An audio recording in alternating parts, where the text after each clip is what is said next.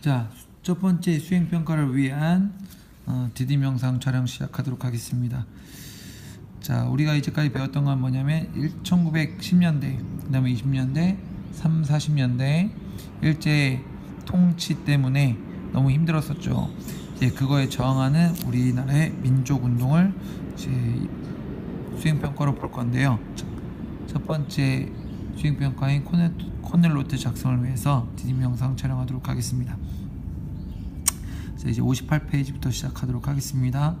일단은 여러분들 기본적으로 알고 계셔야 될 게 우리 문화통치한테 할 때 잠깐 얘기하긴 했지만 우리나라에 사회주의가 들어옴으로 인해서 민족운동이 두 계열로 나뉘게 됩니다. 첫 번째는 뭐냐면 민족주의 계열, 그 다음에 두 번째는 사회주의 계열. 그러니까 생각이 두 개가 된 거죠. 원래 생각은 하나밖에 없었다가 이제 사회주의가 들어옴으로 인해서 생각이 두 개가 된 겁니다. 그 생각을 우리는 이념이라고 합니다. 자, 그래서 이 두 갈래의 이념이 전개가 되게 되는데 이 생각이 다르기 때문에 이 민족 운동을 하는 방식이 조금 다릅니다. 그래서 교과서에서도 이렇게 나와 있습니다. 그래서 첫 번째는 실력 양성 운동인데, 실력 양성 운동은 이 민족주의 계열에서 이제 한 거고, 그 다음에 밑에 있는 다양한 사회 운동, 이거는 사회주의 계열에서 한 겁니다. 그리고 오른쪽 59페이지에 나와 있는 거는 이제 계열이 두 개로 나눠져서 독립운동을 각각 펼치기 때문에 힘이 좀 약해지겠죠. 이거에 대한 반성이 생기면서 우리 한번 힘을 합치자라고 하는 민족주의와 그 다음에 사회주의 계열이 힘을 합쳐서 다 같이 해보자 라고 하는 특징이 나타나게 됩니다. 이제부터 순서대로 하나씩 확인을 해보도록 하겠습니다. 근데 여러분들 실력 양성 운동이라는 건 많이 배웠었죠, 맞습니까? 도산 안창호 선생님이 많이 얘기했었던 실력 양성 운동. 지금은 힘이 약하니까 교육이라든지 자본이라든지 산업이라든지 이런 걸 먼저 키우고 힘을 길러서 일제에 대항하자라고 하는 게 실력 양성 운동입니다. 이거를 우리가 민족주의 계열에서 한 거죠. 자, 그래서 하나씩 보면은 3.1운동 뒤 나라 안의 일부 민족주의 계열 지식인들은 맞죠? 자, 민족의 실력을 길러 독립을 이루고자 하였습니다. 목소리가 안 좋은 건 체육대회 때문인 거 다 아시죠? 양해 부탁드리겠습니다. 자, 1920년대 초에 평양에서 시작된 첫 번째 민족운동인 물산 장려 운동입니다. 자, 이거는 약간 산업 쪽인데요, 경제 쪽. 자, 보시면 민족 산업을 발전시켜 경제적 자립을 하는 것을 목표로 삼았다. 여러분들 회사령 기억하십니까? 1910년대 회사령은 허가제였고 20년대 신고제였고, 일본의 자본이 우리나라로 침투해 들어오기 때문에 우리의 자본은, 산업은 굉장히 무너졌었습니다. 이걸 다시 한번 되살려보자 이런 건데, 자, 그래서 전국으로 확산된 이 운동은 내 살림을 내 것으로 라는 구호를 내걸고 국산품 애용. 자, 일본 거 절대 사지 말고 우리 기업이 만든 거 사자. 그래야 우리 산업이 살 수 있으니까. 그 다음 소비 절약 등을 강조하였습니다. 물론 일제 방해로 잘 안 됐습니다. 자, 두 번째는 어떤 운동이냐면 일제 한국인의 차별 교육. 이건 교육적 측면이겠네요. 여러분들 기억하시죠? 고등교육 못 받게 하고 막 풀백 이런 거 기억하시죠? 자, 그렇기 때문에 우리 민족의 힘으로 대학을 만들자. 대학은 뭐 하는 곳입니까? 고등교육을 받을 수 있는 곳입니다. 그래서 고등교육을 받겠다는 것이 대학을 만들어서 라고 하는 밀립대학 설립운동, 이게 두 번째 운동이 되겠습니다. 자, 그래서 밀립대학 기성회가 설립되어 전국적인 모금 활동을 펼쳤지만 일제의 간섭으로 성공하지는 못했습니다. 이건 교육적 측면, 교육. 자, 세 번째도 교육적 측면인데요, 농촌 계몽운동입니다. 농촌, 특히 농촌으로 가다 보면 이제 신문이 뭐고 문맹률이 너무 높아서 글자를 읽지 못하니까 힘들어지는 거죠. 그래서 이 농촌 계몽운동의 특징은 뭐냐면 1920년대 이제 문화 통치하다 보니까 언론, 출판, 집회, 결사의 자유가 부분적으로 인정됐다는 걸 다 배웠습니다. 맞죠? 그러다 보니까 그때 만들어진 조선일보 또는 동아일보, 즉 신문사에서 이 농촌 계몽운동을 앞장서서 전개를 합니다. 그래서 조선일보는 문자 보급 운동을, 동아일보도 분화로드 운동, 분화로드라는 건 왼쪽에도 나와 있지만 민중 속으로라는 러시아어입니다. 결국 이제 이것도 배우자라는 거죠. 아는 것이입니다. 그러니까 결국 문자 보급 운동이나 분화로드 운동이나 조금 비슷하다고 보시면 되고, 결국 농촌을 계몽시키기 위한, 계몽이 뭔지 알죠? 깨우치는 거죠. 자, 이런 운동을 전개하였습니다. 이것도 약간 교육적 측면이라고 보셔도 되겠습니다. 결국 정리하면 민족주의 계열이 진행을 했고 실력 양성 운동을 진행을 했습니다. 실력 양성 운동에는 물산 장려운동, 그 다음에 밀립대학 설립운동, 그 다음 세 번째 농촌 계몽운동, 산업, 교육 이런 식으로 진행을 했다는 거 알고 계시면 좋겠습니다. 자, 그 다음에 사회주의 계열은 어떤 운동을 했을까요? 근데 사회주의 특성상 나중에 사회주의라는 이념 자체에 대해서 나중에 설명할 기회가 있을 건데, 사회주의는 특히 노동자를 중시합니다. 뭐 농민도 그렇긴 한데 특히 노동자를 중시하기 때문에 이거를 어떻게 보면 일깨우고 힘을 줘보자라는 쪽으로 민족운동을 전개하죠. 자, 3.1운동 뒤 일부 청년이나 지식인들은 사회주의를 받아들여 독립운동을 펼쳐나가기 시작했습니다. 이들은 노동자 농민단체를 조직하고 지원을 했는데, 노동자 농민단체로 나와있죠. 자, 59페이지로 가서, 자, 그래서 특히 먼저 농민, 1번 농민입니다. 농민은 여러분들 어렵게 살고 있는 거 알고 계시죠? 1910년대 토지조사 사업을 통해서 땅 뺏겨가지고 소작농으로 전락했다. 그러니까 땅 주인한테 굉장히 높은 소작료 몇 프로? 거의 70% 80% 넘게 100을 벌면 70% 80%를 땅 주인한테 갖다 줘야 되는 거예요. 너무 심하죠. 그래서 소작료 인하 낮추는 것 등을 요구하는 소작쟁의를 일으키게 됩니다. 쟁의란 건 지금으로 얘기하면 파업이라고 생각하시면 됩니다. 으쌰으쌰 하는 거. 자, 또한 그 다음에 노동자입니다. 노동자도 똑같이 노동자는 공장에서 일하는 거니까 똑같이 차별대우 받았겠죠. 임금도 낮았겠지. 낮은 임금이나 민족 차별 등에 맞서서 노동조합을 만들어서 노동쟁의를 일으키게 됩니다. 쟁의도 똑같이 파업인 거죠. 그래서 농민이나 노동자나 둘 다 파업을 했다. 파업은 소작쟁의, 노동쟁의. 이유는 뭐 소작료 인하 등을 요구하는 거, 그 다음에 낮은 임금과 민족 차별을 하지 말아달라고 요구하는 거, 이렇게 알고 계시면 좋겠습니다. 그 다음에 조금 더 보자면 이제 사회주의가 조금 더 평등의 개념을 강조하기 때문에 사회적 차별을 철폐하자는 운동, 특히 여성에 대한 차별, 그 다음에 옛날 백정 출신에 대한 차별, 뭐 신분은 없어졌지만 갑오개혁 이후로 그래도 백정 출신은 꾸준하게 차별을 받아왔다는 거죠. 자, 그 다음에 이때 천도교의 방정환은 어린이날 만들고 소년운동, 소년도 차별하지 말아달라 이거지. 이런 운동까지 전개하게 됩니다.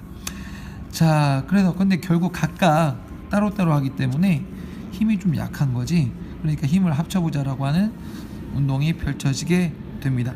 자, 그래서 1920년대 민족운동은, 자, 지금 우리가 보고 있는 게 1920년대 문화통치 시기의 민족운동입니다. 민족주의 계열과 사회주의 계열로 나뉘어 전개되었죠. 맞죠? 이제까지 이렇게 본 거죠.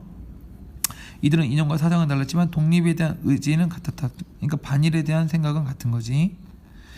자, 그런데 이제 힘을 합치는 모습이 조금씩 나타나게 되는 겁니다. 1920년 첫 번째 순종, 이제 마지막 황제 순종이 돌아가시죠. 그러니까 이제 국장일. 자, 3.1운동은 고종께서 돌아가신 거고, 이제 1926년에 이제 고종의 아들 순종이 돌아가시니까 사회주의 세력과 그다음 일부 민족주의 세력이 함께, 여기서 함께가 중요합니다. 만세 시위를 전개하게 됩니다. 이게 60만세 운동입니다. 60만세 운동 첫 번째 겁니다. 자, 그 다음에 두 번째, 자, 일부 민족주의 세력이 자치론은 쉽게 말하면 나쁜 겁니다. 여기도 나와 있지만 일제가 1920년대 문화통치인가 알죠? 그러니까 일제가 잘해주기 시작하니까 말로만, 그러니까 일제가 좀 착해졌으니까 일제가 좀 독립 이런 거 막 강조하지 말고 일제가 허용하는 법이 일제 식민지배 인정하고 일제가 허용하는 범위에서 우리끼리 자치권 얻고 살자라고 주장하는 겁니다. 조금 약해진 거죠. 많이 약해진 거죠. 이렇게 자치론은 그러니까 약간 친일적인 요소를 끼게 되는 거죠. 이런 사람들은 점차 친일적인 길을 걷게 되는 거지. 자, 그러니까 이제 자치론을 주장하자 이렇게 반대하는 거죠. 누가? 민족주의와 사회주의 둘 다. 자, 그러니까 이제 우리끼리 힘을 합치자라는 얘기가 나오게 됩니다. 이게 민족유일당 운동입니다. 여기 나온 것처럼 오른쪽에 이념과 사상의 차이를 넘어 민족의 힘을 하나로 모으려는 운동이 이렇게 해보자는 건데, 그 결과 두 번째, 그 결과 최대 규모, 힘을 합쳤기 때문에 최대 규모가 나오는 거지. 최대 규모의 항일 민족 운동 단체인 신민회가 아니고 신간회입니다. 신간회가 창립이 되게 됩니다. 1927년. 신민회가 1907년에 만들어졌죠. 딱 30년 뒤입니다. 자, 그래서 신간회는 전국 각지에서 민족의식과 항일의식을 고취하는 강연회도 열고 일제 식민 통치를 비판하기도 합니다. 그 다음에 1929년에 무슨 일이 일어나냐면, 자, 광주에서 민족차별 종지, 식민교육제도 철폐 등을 요구하는 학생 시위가 일어나는데 이게 전국적으로 확대가 됩니다. 이게 뭐냐면 광주 학생 항일운동입니다. 자, 60만세 운동 하나, 1번. 그냥 체크만 할게요. 그 다음에 광주 학생 항일운동 하나, 이것도 체크.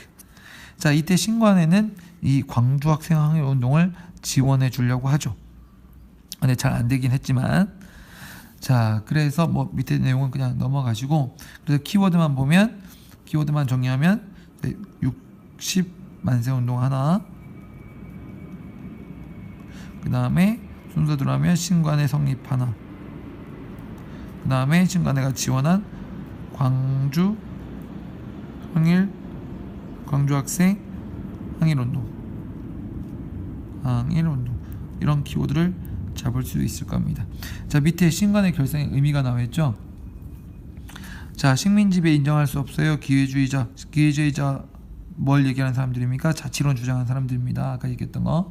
자, 우리끼리 단결하자. 하나는 사회주의고 하나는 민족주의가 되겠죠. 얘네들이 손을 잡는다. 이게 핵심 포인트가 되겠습니다.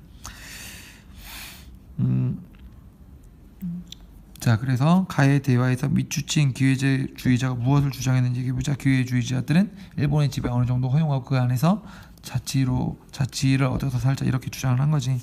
그래서 신관회가 민족운동사에서 가지는 역사적이 첫 번째 뭡니까? 민족주의와 사회주의가 힘을 합쳤다. 그러다 보니까 두 번째 의의가 뭡니까? 최대 규모의 항일 민족운동단체 이렇게 되는 거죠.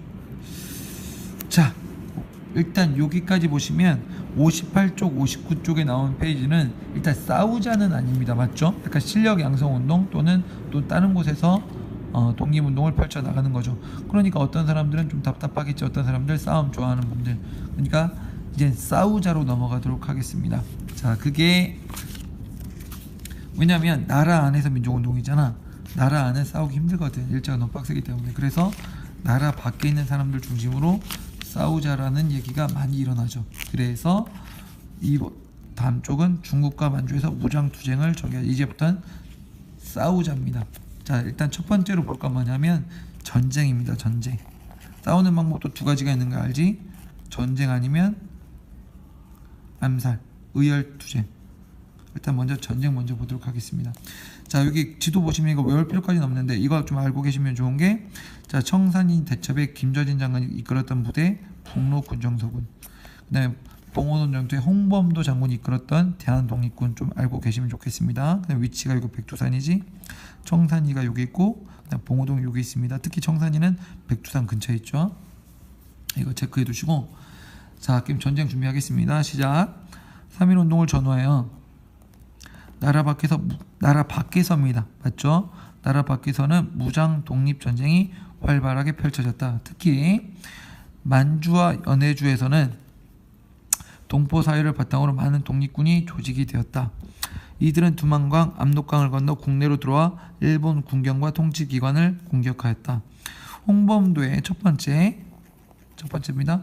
홍범도의 대한 독립군이 중심이 된 연합부대는 침략해오는 일본군을 봉오동으로 유인하여 봉오동 여기 있는 거 아시죠?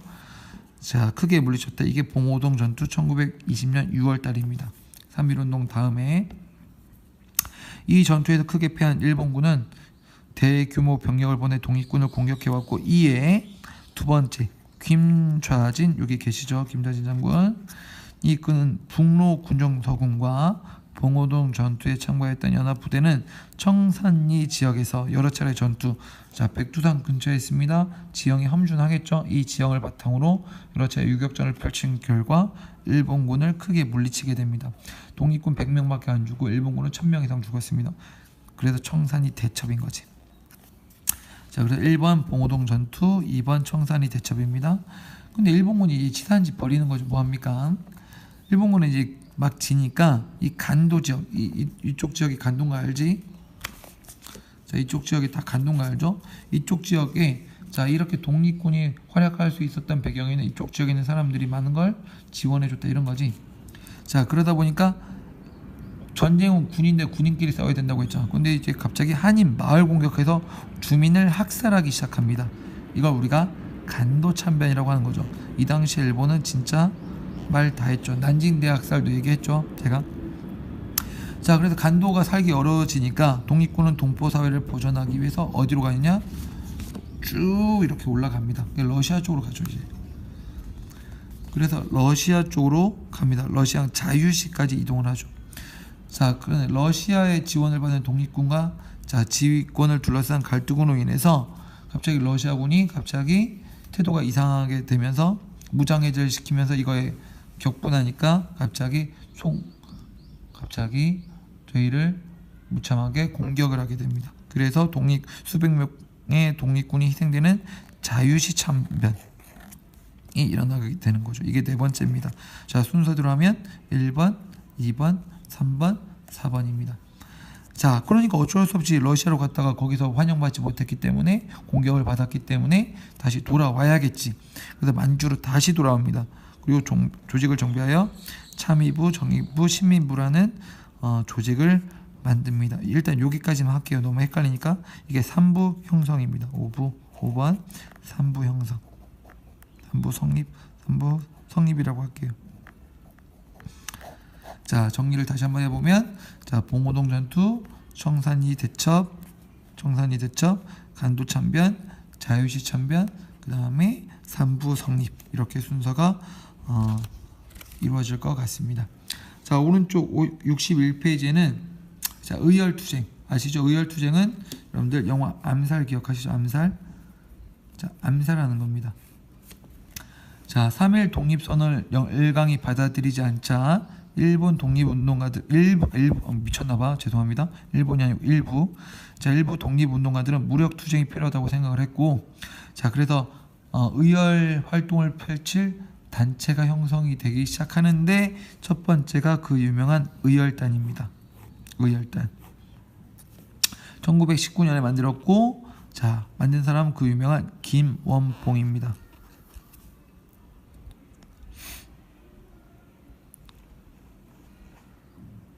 자, 김원봉이었고 이제 만들었습니다.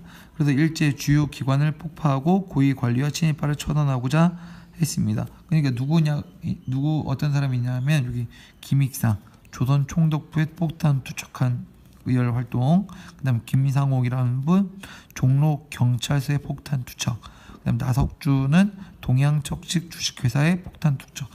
여러분들 악명 높던 조선 총독부, 동양 척식 주식회사, 종로 경찰서의 폭탄 투척, 이런 의열 활동을 벌인 게 이 김원봉이 만든 의열단입니다. 자, 그 뒤 의열단은, 자, 신채호의 조선혁명선언을 활동 지침으로 삼았다라고 나와 있는데, 이거 여러분들 이미 들은 바 있습니다. 몇 페이지로 가시냐면, 여러분들 이거 본 적 있잖아. 56페이지. 여기 단체 신채호 선생님 계시. 신채호의 조선혁명선은 여기 나와 있네. 그럼 내가 기억하십니까? 어떻게 실업을 발전하며 교육을 확장하며 어디서 군이 양성하며 100분의 1이라 될 거냐. 이거 안창호 선생님 비판하는 거죠. 실력 양성. 그래서 우리 여기는 외교, 여기는 실력 양성 등의 미목 꿈깨라. 그리고 민중 직접 혁명 수단, 그러니까 무장투쟁 해야 된다는 거죠. 그러니까 이거를 의열단의 이념으로 삼았다는 얘기지. 활동 지침으로. 방금 봤던 거를 조선혁명선언을 활동 지침으로 삼으면서 민족혁명을 추구하였다. 이들의 의거 활동은 일제 큰 타격을 주었으며 민족의 항일 내시기를 높였다. 이렇게 보시면 되겠습니다. 자, 1920년대 중반 이후 대한민국 임시정부는 일제 탄압으로 나라 안팎의 지원이 끊기면서 어려움을 겪고 있다. 우리 대한민국 임시정부 봤었죠? 초반에 잘 나가다가 되게 흔들리게 됐다. 노선도 갈리고 이렇게 하니까 흔들리게 됐다고 얘기를 했었죠. 1930년대 들어가니까 일제가 만주를 침공하니까 만주사변 기억하시죠? 만주사변. 자, 김구 선생님께서 의열 활동을 위한 단체를 조직하십니다. 이게 뭐냐면 한인 애국단입니다. 자, 조직하에 의열투쟁에 나왔다. 이 두 분을 기억하시면 되는데, 첫 번째 여기 나온 자 이봉창이라는 분이신데, 이봉창은 도쿄, 적의 심장부인 도쿄에서 일본 국왕을 향해 폭탄을 던져 암살을 시도하게 됩니다. 자, 이게 첫 번째. 그 다음에 두 번째는 뭐냐면 자, 의열 단체는 첫 번째 의열단, 두 번째가 한인 애국단. 이게 두 번째입니다. 그 다음에 의열단 중에서 자 이봉창이란 분 하나, 그 다음에 윤봉길 잘 알죠 여러분들? 윤봉길. 자, 그래서 홍커우 공원에서 열린 일본군 상하이 점령 기념식장에 폭탄을 던져 수통 던진 거 아시죠? 일제에 커다란 충격을 주었습니다. 이 의거는 중국인들의 큰 감명을 주었으며, 이때 중국 지도자 장제스가 뭐라고 했냐면, 윤봉길이 일본군 상하이 점령 기념식장에 폭탄을 던진 사건을 두고 중국의 100만 대군도 해내지 못한 일을 한국의 한 젊은이가 해냈다라고 하면서 굉장히 높게 평가합니다. 자, 그걸 계기로 중국인들에게 큰 감명을 주었으며 대한민국 임시정부가 중국 정부의 지원을 받는 계기가 되었다. 윤봉길이 폭탄 던진 게 거기서 끝난 게 아니고 중국 정부의 지원을 받는 계기가 되었다라는 것까지 알고 계시면 좋겠습니다. 왜? 장제스가 중국의 지도자였기 때문에. 자, 그렇게 해서 지금 무장투쟁 보고 있고, 마지막으로 62페이지 넘어가겠고 63페이지. 자, 그래서 1940년대로 넘어가는 겁니다. 이제 1940년대. 오케이. 자, 1940년대로 넘어가면 이제 대한민국 임시정부가 다시 한번 자리를 잡습니다. 김구 선생님께서 중심을 잡아가지고 자 또 옮겨 다니다가 충칭에 정착을 하게 되죠. 충칭. 자, 그래서 충칭에 정착을 하게 되고, 이곳에서 대한민국 임시정부는 지청천을 사령관으로 하고 하는 한국 광복군, 대한민국 임시정부의 공식 부대입니다. 대한민국 임시정부의 공식 군부대인 한국 광복군을 창설하고 독립전쟁을 효율적으로 수행하기 위해 김구를 주석으로 앉히는 거죠. 오케이? 그래서 1940년도에 이렇게 체제가 정비가 됩니다. 이렇게. 그다음에 이건 넘어가시고, 자, 이때 여러분들 아시는 것처럼 일제가 중일전쟁이 1937년에 일으켰고 40년대 넘어가면 일제가 1941년에 태평양 전쟁을 진지막 공습을 통해서 일으키게 되죠. 그러니까 이제 대한민국 임시정부도 공식적인 한국 광복군을 가졌기 때문에 입장 정리해야겠지. 일본의 전쟁을 선언하고 본격적인 독립전쟁에 나서게 됩니다. 한국 광복군은 중국 국민당군과 함께 연합군의 일원으로 참가하면서 다양한 공동 작전을 수행하게 되는데, 미얀마 전선에서 포로신문, 그 다음에 암호해독 등을 통해 일본군의 작전을 알아내서 영국군을 구출하는 성과를 거두기도 하였습니다. 특히 중요한 게 뭐냐면, 이렇게 되니까 이제 어느 정도 필 받으니까 한국 광복군이 어디로 가야 돼? 국내로 진공해야겠지. 미군하고 같이 국내로 진공해가지고 일본군을 다 몰아내고 독립을 쟁취를 해야겠죠. 자, 그러기 위한 국내 진공 작전을 준비를 했습니다. 근데 갑자기 어떻게 됐습니까? 일본이 히로시마하고 나가사키에 원자폭탄, 우리 핵폭탄을 두 방 맞아버리니까 갑작스런 일제가 항복을 하게 됩니다. 그러니까 우리나라 사람들은 굉장히 대한독립 만세를 외치면서 너무 좋아했지. 그런데 이 가운데서 이 국내 진공작전을 실시를 하지 못한 김구 선생님께서는 그렇게 마음이 편안하지가 않으셨습니다. 왜? 우리 손으로 독립을 했어야 되는데 우리 손으로 독립 못하고 외국의 손으로 독립을 했기 때문에 그 미래가 굉장히 암울할 수 있다는 걸 이미 예견하고 계셨던 거죠. 자, 그러면 여기까지 수행평가 범위를 하겠습니다. 여러분들 지금 25분 정도 걸렸는데 수행평가를 위한 거니까 꼼꼼하게 읽어보시고 첫 번째 수행평가인 코넬로또 준비 잘 하시기 부탁을 드리겠습니다. 여기까지 하겠습니다.